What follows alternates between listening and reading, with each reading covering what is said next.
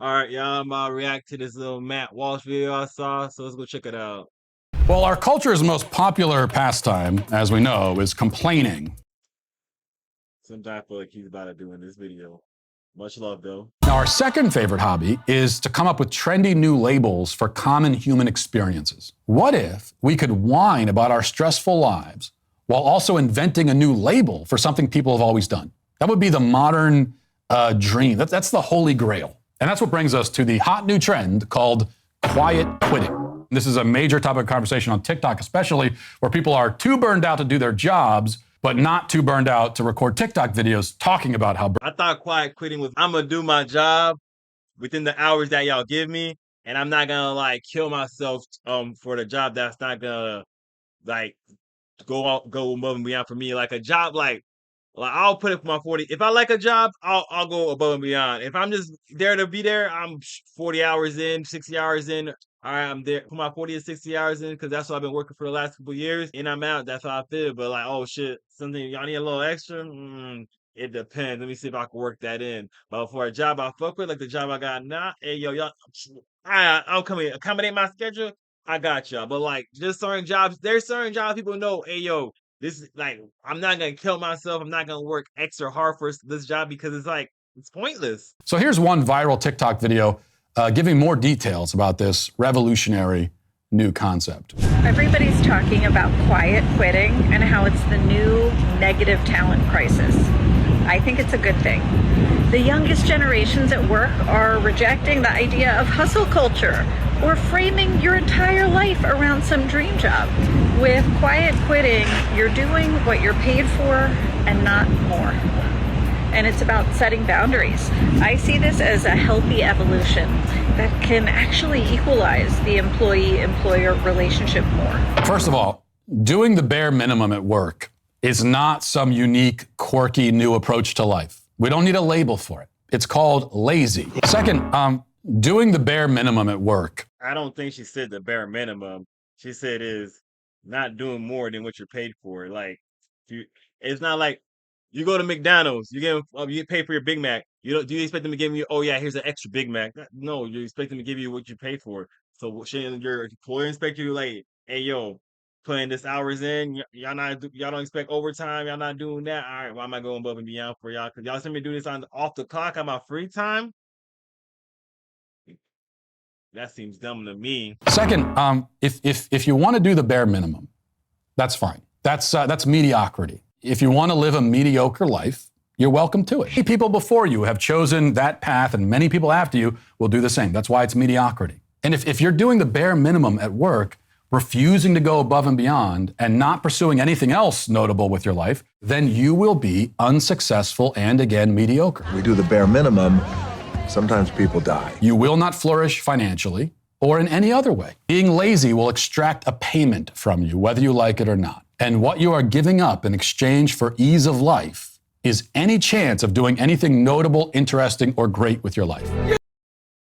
They're not talking about every job. They're not everybody's quiet quitting. They're not talking about every job you're gonna do this for. It's a job it's basically the job that you're working while you're applying for the job that you want. Great things are done by people who give more of themselves than is required. You want to be a quiet quitter, fine. Don't come around later complaining about your lack of success. Don't become envious of the people more successful than you. You wanted to quiet quit. Okay, you wanted to put in less effort, you aimed low, and you got what you wanted. You have no right to resent people who aimed higher than you. Third and final point, related to the first 2 points. I am not suggesting that you should stay forever in a job you hate, pouring yourself into it year after miserable year.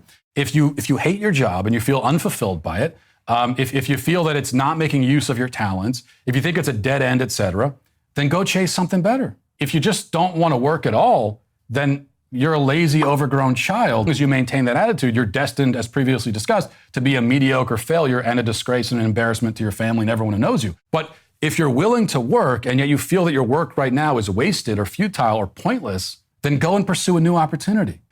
See, that's the thing. I feel like I feel like the first 2 points was unnecessary because like the third point is what they're talking about. They're working at a job that's kind of like yeah, I'm only working at this job for right now. They're not talking about their dream job or the job that they're, oh yeah, this is the job I'm planning to work. Some people say I don't got a dream job because I don't dream of labor. Okay, I understand that. But some people do say, oh, this is my dream job. Okay, I understand that too. But they're not saying, oh yeah, I'm just lazy. Oh yeah, I'm just gonna do the bare minimum because I'm gonna just do this till I retire. No, it's just say, oh oh yeah, I bust my ass for the last 2 years at this job. I've been putting so much effort. Oh my goodness, 1% raise, passive on promotion. That guy got promoted because he's friends with you? Hmm. Oh, you want me to still keep doing the same amount of work after that? Y'all want me to you want me to bust my ass after that?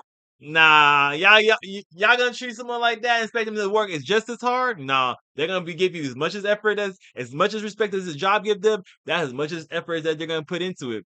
Is what it is. Is that dark spot on your face still bothering you? That dark spot's because I'm black. I'm just fucking around. That dark spot's everywhere.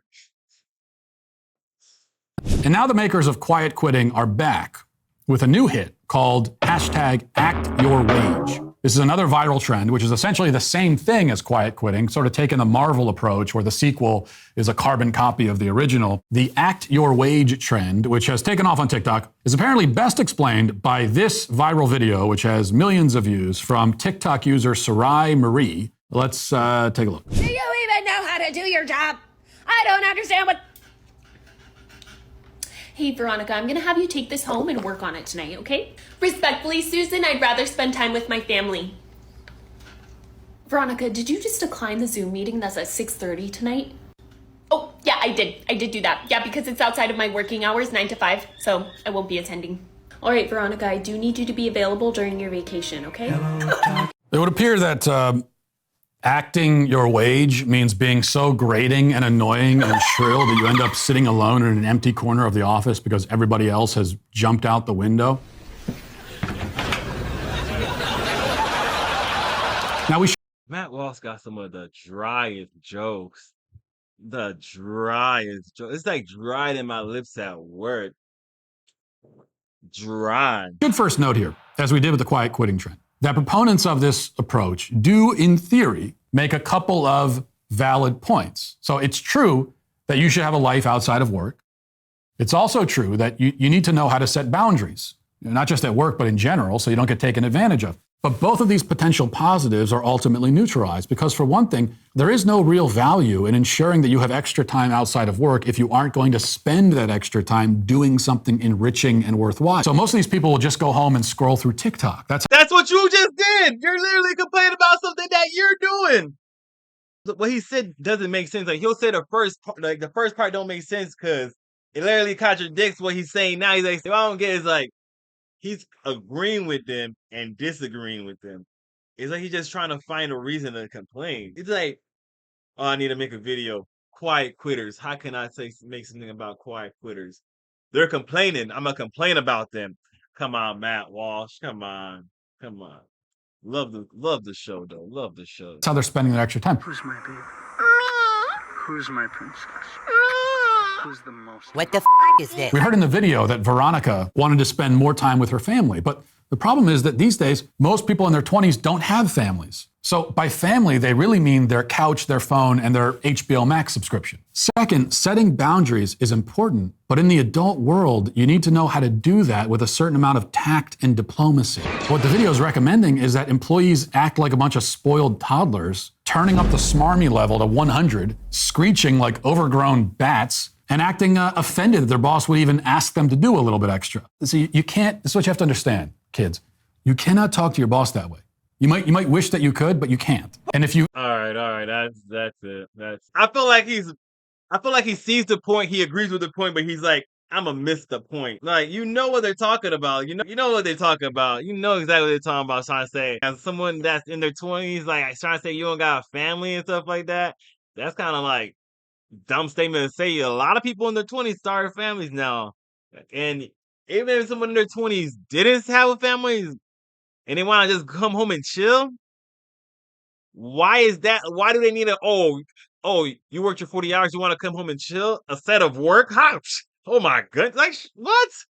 Bro, even blue collar people that I've worked with working 60, like 70 hours a week would say, yeah, like would still want to fucking go home at the end of the day. I'm just saying, like, ain't no one wants to be there. They want to be with their family, but they want to earn money to support their family. So they're only there for the money to support their family. They're not there because, oh yeah, I want to be there. I want to make a difference in this company. What? Get out of here. Oh yeah, check the merch. Check the merch. Support me and my boy Lou. Hey yo, it's your boy Lou. Hey yo. All right, Lou. What you think about Matt Walsh, Lou? He alright. He alright. I fuck with that boy. I fuck with the kid. Sometimes he be wildin'. Sometimes he be sick of shit. All right, then, Lou. You good? You good? YouTube, Twitter, TikTok, Instagram. Hey yo, it's the Menace. Check it out. We got it on YouTube. We got it on daggone Twitter. We got it on daggone Instagram. We got it on daggone TikTok. Check it out. Fuck with your boy Lou.